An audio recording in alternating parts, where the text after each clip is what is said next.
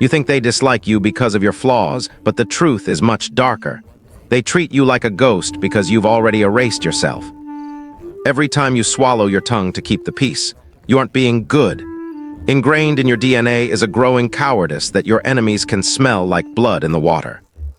If you don't change this, the version of you that actually matters will eventually starve to death in the basement of your own soul, leaving behind a shell that even you won't recognize.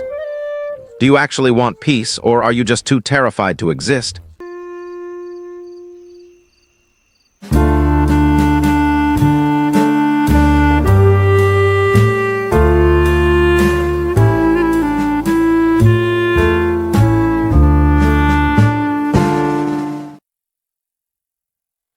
You walk into the room and the air doesn't change. That is your first mistake. You've spent years perfecting the art of being invisible, believing that if you don't spark a fire, you won't get burned. But the world doesn't reward the fireproof, it ignores them. You've become a master of the polite smile, the non-committal nod, and the silent agreement with opinions you actually despise. You think this makes you easy to get along with. Psychologically, you are training the people around you, your friends, your colleagues, and especially your enemies, to treat you as a utility rather than a human. A human has boundaries, a utility has a function. When you offer no resistance, you cease to be a person in their eyes. You become furniture. You become the background noise of their lives. Feel that tightness in your chest when someone talks over you? That's not just annoyance. That is the biological residue of a predator recognizing its prey. Your enemies don't hate you because of what you do. They hold you in contempt because of what you refuse to do. They see the way you look at the floor when the tension rises. They hear the tremor in your voice when you try to say no and end up saying maybe. They are not the ones who took your respect. You handed it to them on a silver platter because you were too afraid of the weight of your own presence. Respect is not a gift. It is a negotiation of space. Think of the person who treats you the worst. Deep down, you believe that if you are kind enough or patient enough, they will eventually see your value and relent. This is a lie you tell yourself to avoid the discomfort of confrontation. In reality, every time you turn the other cheek out of fear rather than strength, you are validating their low opinion of you. You are teaching them that disrespect is free. When an enemy looks at you, they aren't looking for your virtues. They are looking for your edges.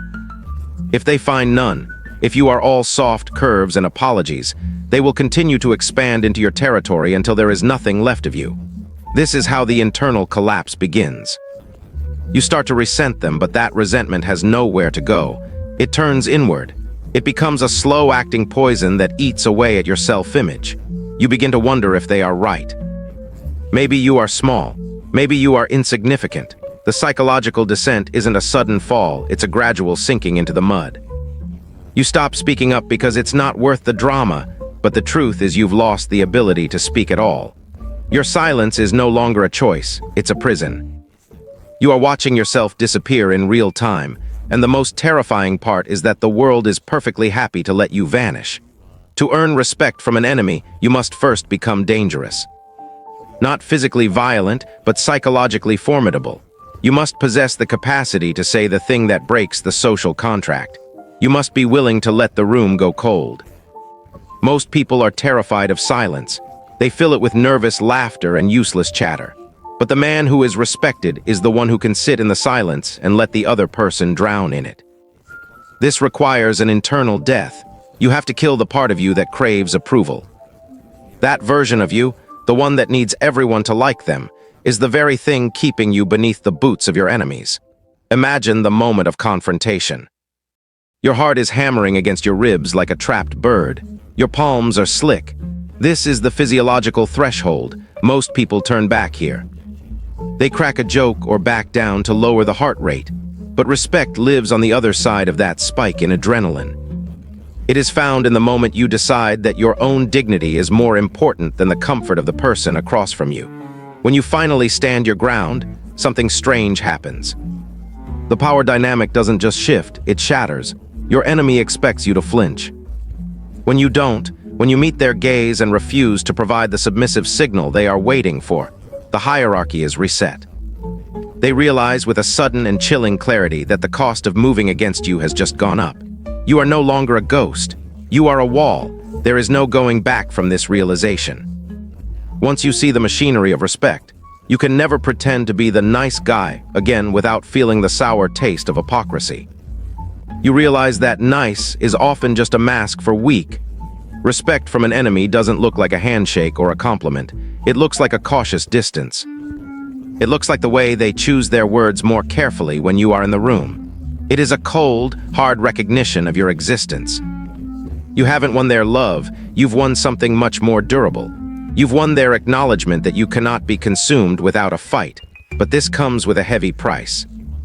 To be respected is to be alone in a way you weren't before. You lose the safety of the crowd. You lose the comfort of being liked for your compliance. You are now responsible for the space you occupy. The weight of your own character is now yours to carry, and it is heavy. As you look in the mirror, the person staring back is no longer a blur.